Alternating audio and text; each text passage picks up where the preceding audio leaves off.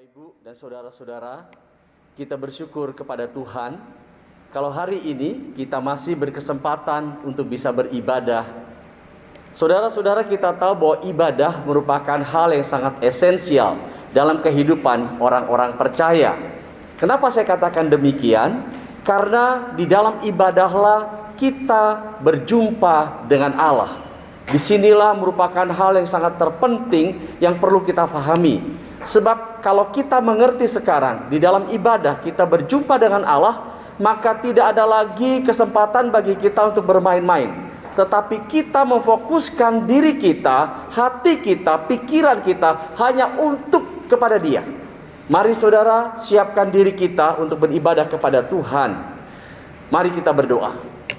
Bapa di dalam sorga, kami sungguh bersyukur kalau pada kesempatan hari ini kami masih dapat hadir dan beribadah. Kami tahu ini merupakan sebuah anugerah yang Tuhan berikan kepada kami. Tolong setiap kami untuk menyadari betapa pentingnya perjumpaan dengan Tuhan. Karena hanya di dalam perjumpaan dengan Tuhan ada sebuah perubahan. Di dalam pertemuan dengan Allah ada sebuah rekonsiliasi. Di dalam perjumpaan dengan Allah kami akan terus dipimpin untuk berkemenangan, memiliki iman yang teguh di tengah-tengah dunia ini. Tuhan, pakai hamba-Mu, berkati untuk dapat menguraikan kebenaran firman Tuhan. Dan biarlah kebenaran firman Tuhan ini sungguh memberkati segenap umat Tuhan. Berbicaralah kepada kami semua ya Tuhan, melalui pimpinan Roh Kudus, karena kami telah siap untuk mendengarkan firman-Mu. Demi nama Tuhan Yesus Kristus, Allah kami yang hidup, kami sudah berdoa. Amin. Amin. Bapak, Ibu, dan saudara-saudara, di minggu pertama ini saya akan menyampaikan firman Tuhan dengan tema pembenaran karena iman. Mari kita buka kitab Roma pasal 3 ayat 21 sampai dengan 26.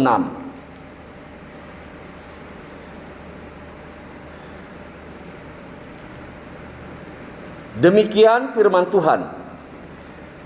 Tetapi sekarang tanpa hukum Taurat, kebenaran Allah telah dinyatakan seperti yang disaksikan dalam kitab Taurat dan kitab-kitab para nabi, yaitu kebenaran Allah karena iman dalam Yesus Kristus bagi semua orang yang percaya.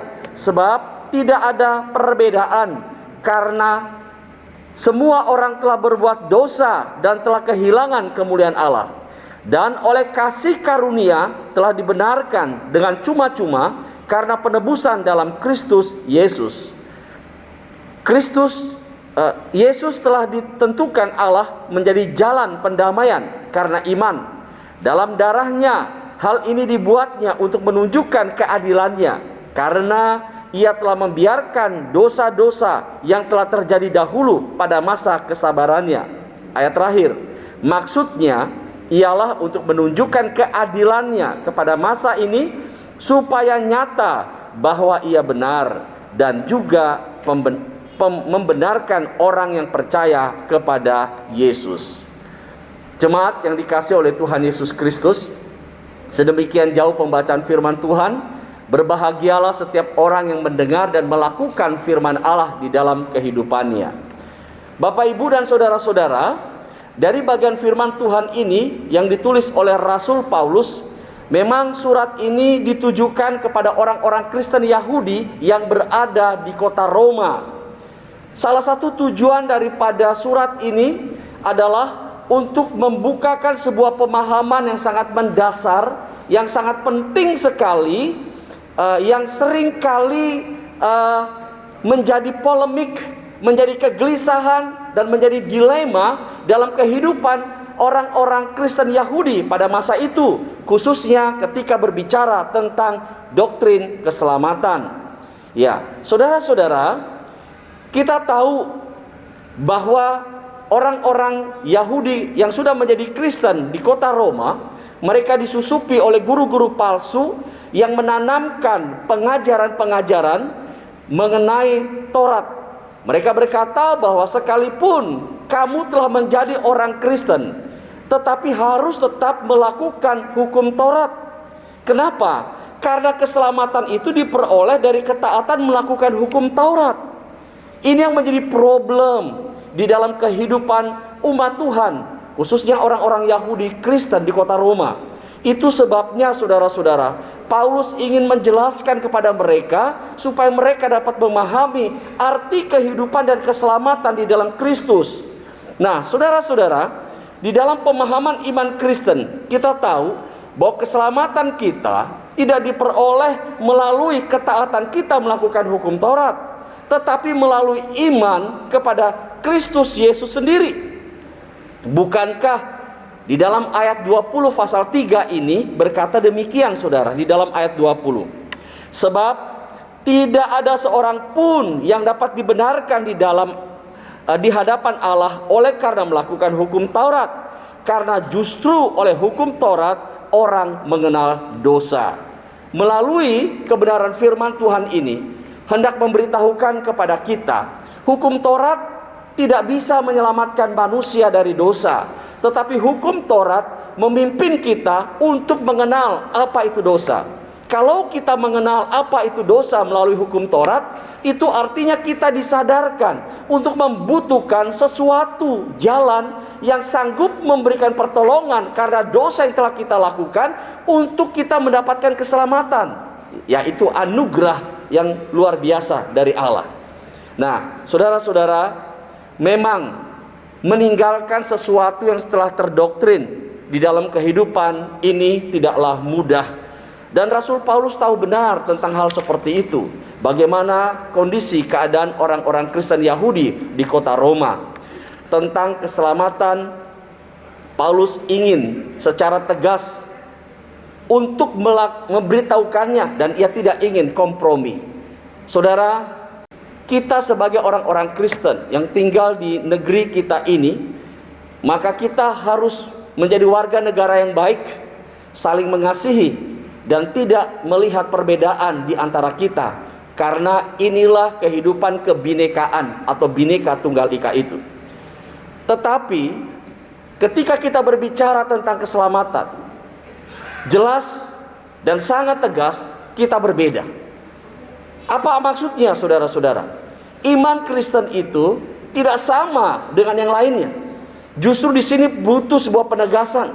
Kita memang berbeda. Kita harus radikal memperjuangkan dan menyatakan keimanan kita. Namun harus penuh dengan hikmat, bukan membabi buta. Inilah yang perlu kita lakukan di dalam kehidupan kita. Nah, saudara-saudara, satu pertanyaan muncul dalam benak kita ketika membaca bagian ini. Misalnya begini, kalau memang keselamatan itu tidak muncul dari ketaatan orang melakukan hukum Taurat, lalu apa fungsi hukum Taurat itu di dalam kehidupan manusia, baik sebelum Yesus datang sampai kepada kedatangan Yesus saat ini?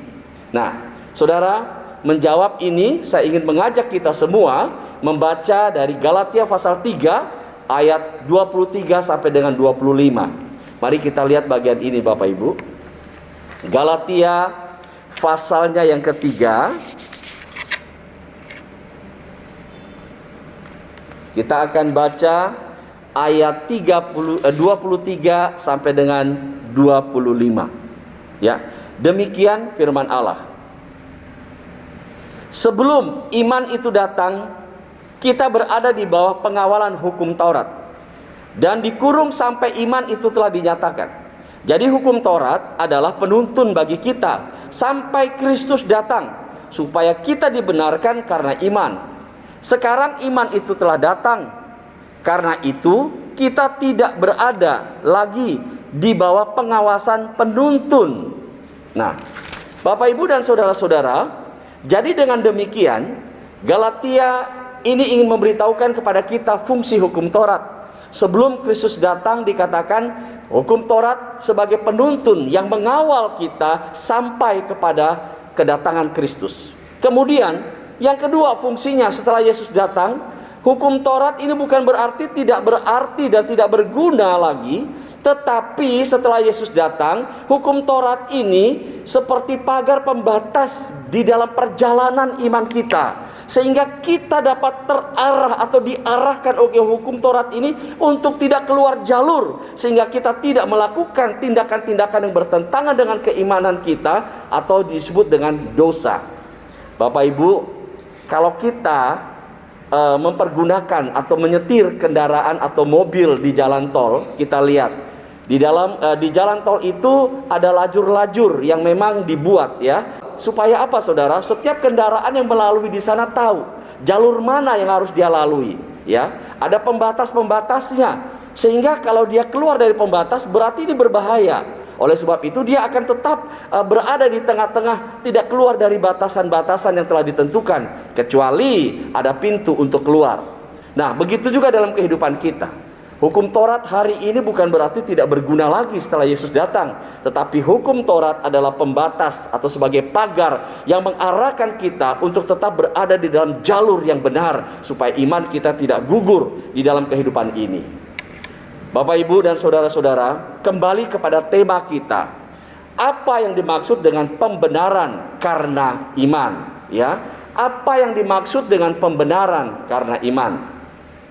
Di dalam Roma pasal 3 ayat 23, firman Allah dengan jelas sekali telah berkata, karena semua orang telah berbuat dosa dan mereka telah kehilangan kemuliaan Allah. Firman ini ingin memberitahukan kepada kita bahwa di dalam dunia ini tidak ada seorang pun yang benar. Semua orang telah berdosa dan tidak ada orang suci.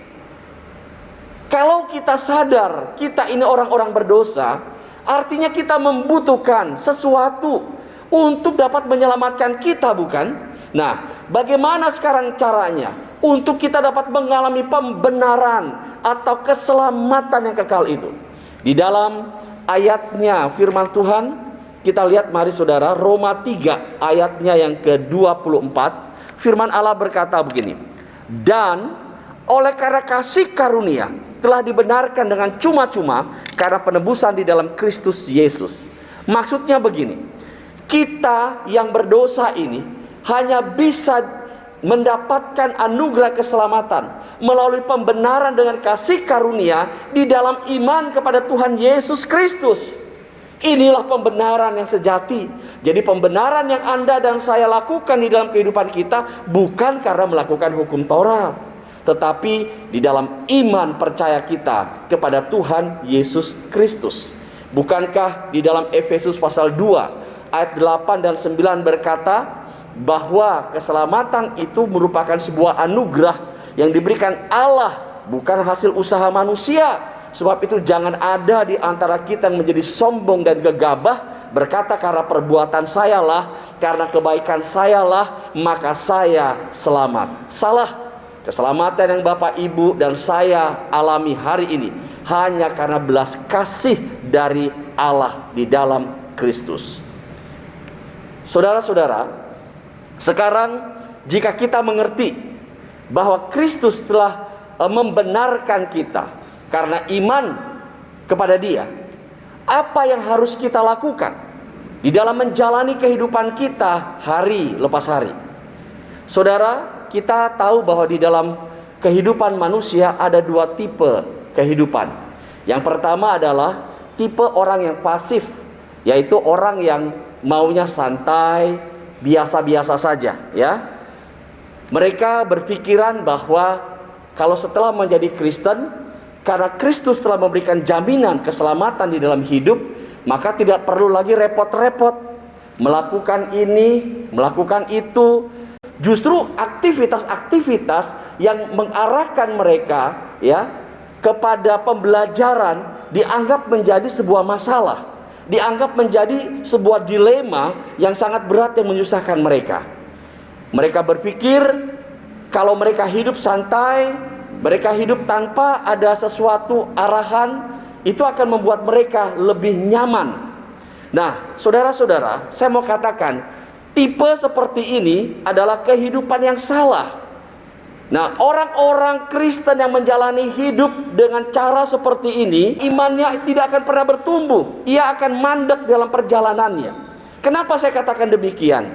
Saudara, ketika Anda dan saya belajar, ketika Anda dan saya mendapatkan pengetahuan, itulah yang akan memimpin kita mengarahkan kita memunculkan rasa hormat. Dengan pengetahuan kita tahu siapa itu Allah, bagaimana kasih-Nya, kenapa Dia harus menebus kita dari dosa, kenapa Dia harus memimpin kita kepada kebenaran, bagaimana kalau Allah tidak datang ke dalam dunia ini melalui Kristus, apakah kita bisa diselamatkan?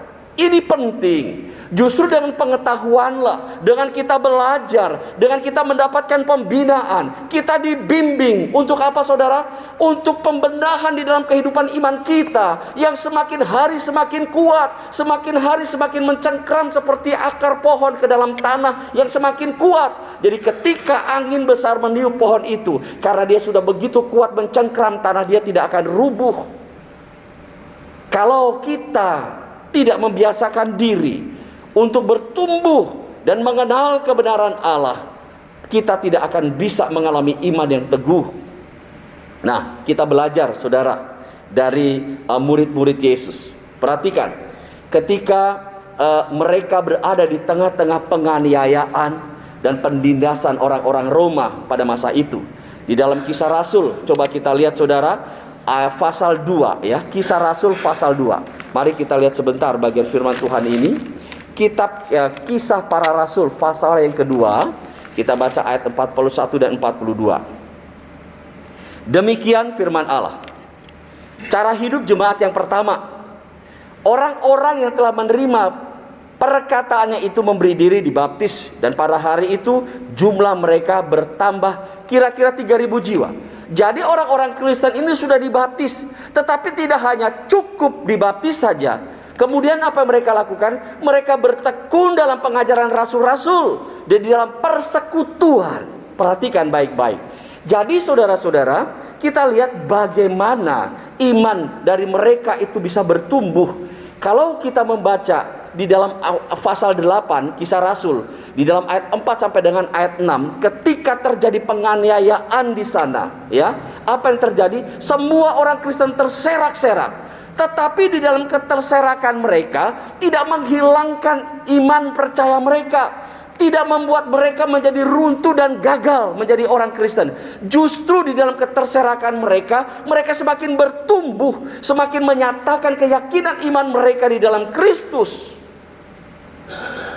Bukankah Filipus mengatakan hal-hal yang demikian? Yang memenangkan banyak orang, menceritakan Kristus kepada semua orang. Ini hal yang sangat luar biasa. Nah, Bapak, Ibu, dan saudara-saudara, inilah yang membuat kehidupan iman bisa terus bertumbuh dengan belajar dan memiliki pengetahuan. Tipe yang kedua adalah tipe yang aktif, ya, lawan dari pasif tadi. Kita tahu bahwa menjalani kehidupan dengan beriman kepada Kristus tidak cukup hanya berdiam atau percaya setelah dibaptis selesai. Tidak, saudara. Tetapi harus ada action, tindakan yang nyata di dalam perbuatan iman kita.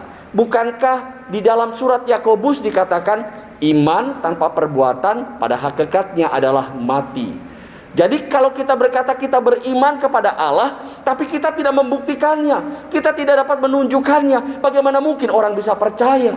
Bagaimana mungkin orang bisa melihat Kristus dan iman kita? Bagaimana mungkin orang bisa mengenal Allah melalui kehidupan kita? Kita tidak boleh menjadi murid yang tersembunyi. Saudara, kalau kita menjadi murid yang tersembunyi, hanya ada dua kemungkinan.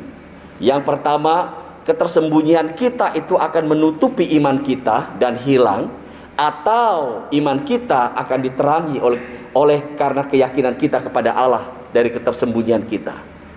Saudara-saudara, kita belajar bahwa Allah menghendaki kita menjadi orang-orang Kristen yang aktif, yang dapat membuktikan perbuatan Allah di dalam kehidupan kita, ya. Nah, kita belajar ketika Paulus memberitahukan kepada orang-orang di Korintus mengenai kebenaran di dalam Kristus, dia katakan, tahukah kamu bahwa kamu itu telah dibeli dengan harga yang mahal dan telah lunas untuk dibayar. Karena itu muliakanlah Allah di dalam seluruh tubuhmu. Nah, Bapak Ibu, kalau Anda dan saya sekarang mengerti bahwa kita ini telah ditebus oleh Allah melalui dirinya sendiri di dalam Kristus. Oleh sebab itu marilah pergunakanlah tubuh kita untuk apa? Memuliakan Allah. Kita harus melayani Dia sehingga Allah dipermuliakan di dalam hidup ini. Kalau kita melihat ketika Rasul Paulus, ia mengenal Allah di dalam pembenarannya, setelah dia tahu siapa itu Allah yang sesungguhnya di dalam Kristus, maka arah hidupnya mulai berubah. Di dalam Filipi pasal 1 ayat 21 sampai dengan 22, dia berkata demikian. Bagiku hidup adalah Kristus dan mati adalah keuntungan. Hanya orang-orang yang memahami tentang kebenaran yang sesungguhnya di dalam Kristus yang sanggup berkata demikian. Kalau aku sekarang diberikan kesempatan untuk hidup, itu artinya bagiku bekerja menghasilkan buah. Ini adalah tipe orang-orang yang aktif. Saudara, di masa yang sulit ini, jangan kita hidup hanya berfokus kepada masalah atau hanya berfokus kepada diri kita sendiri. Tapi apa yang bisa kita lakukan di tengah-tengah dunia yang berat saat ini, di tengah-tengah musibah yang kita alami, di tengah-tengah penderitaan yang kita rasakan hari ini? Ada banyak orang yang menantikan kasih Tuhan. Ada banyak orang yang membutuhkan perhatian dari kita sebagai milik kepunyaan Allah. Adakah kepedulian dalam diri kita untuk menyatakan Kristus kepada mereka? Keselamatan yang Anda dan saya peroleh, Anda dan saya dibenarkan di dalam iman kepada Kristus secara gratis. Sebab itu bagikanlah ini juga kepada orang-orang lain yang belum pernah mendengar dan mengalaminya, supaya mereka bisa merasakan kasih karunia dan pembenaran itu di dalam kehidupan mereka melalui diri kita. Bapak, Ibu, dan saudara-saudara, kita belajar ya dari Mother Teresa ketika dia menyadari betapa pentingnya orang-orang di kota Kalkuta itu yang terdampak sebagai orang-orang mengalami penyakit kusta yang dibuang oleh keluarganya. Mereka ada di tumpukan sampah setengah mati, belum mati saudara, dirubungi oleh lalat, dan kampung itu tidak ada orang mau pergi ke sana. Tenaga medis pun tidak mau pergi ke sana karena takut tertular. Tetapi dia sadar bahwa keselamatan yang telah diperoleh di dalam Kristus adalah hasil pembenaran yang harus dinyatakan kepada orang-orang yang tidak dipedulikan. Akhirnya melalui pelayanannya saudara, orang-orang yang mengalami penyakit kusta itu dipulihkan dan tidak sedikit di antara mereka diselamatkan. Apa yang Anda dan saya bisa lakukan hari ini? Lakukanlah sebelum segala sesuatu terlambat. Saudara, dari dua tipe yang saya sebutkan tadi, kita berada di mana? Hanya Anda dan saya yang bisa mengerti akan hal ini. Ingat, pilihan kita hari ini menentukan kebahagiaan kita di masa yang akan datang. Amin. Mari kita berdoa. Tuhan Yesus, kami bersyukur firman-Mu yang telah kami dengar, biarlah terus meneguhkan kami. Kami mengerti bahwa keselamatan yang kami peroleh bukan karena perbuatan atau hasil usaha kami, tapi semua ini karena anugerah dari Allah di dalam Kristus saja. Sebab itu tolonglah kami ya Tuhan, supaya kami bisa melakukan karya besar. Kasih Kristus yang telah kami rasakan ini kami bagikan juga kepada sebanyak mungkin orang.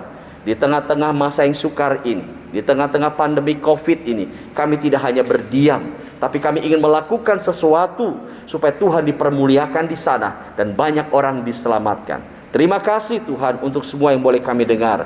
Berkati semua jemaat-Mu, teguhkan iman mereka, jadikan mereka orang-orang Kristen yang aktif, supaya kasih karunia Tuhan dapat dilihat oleh dunia.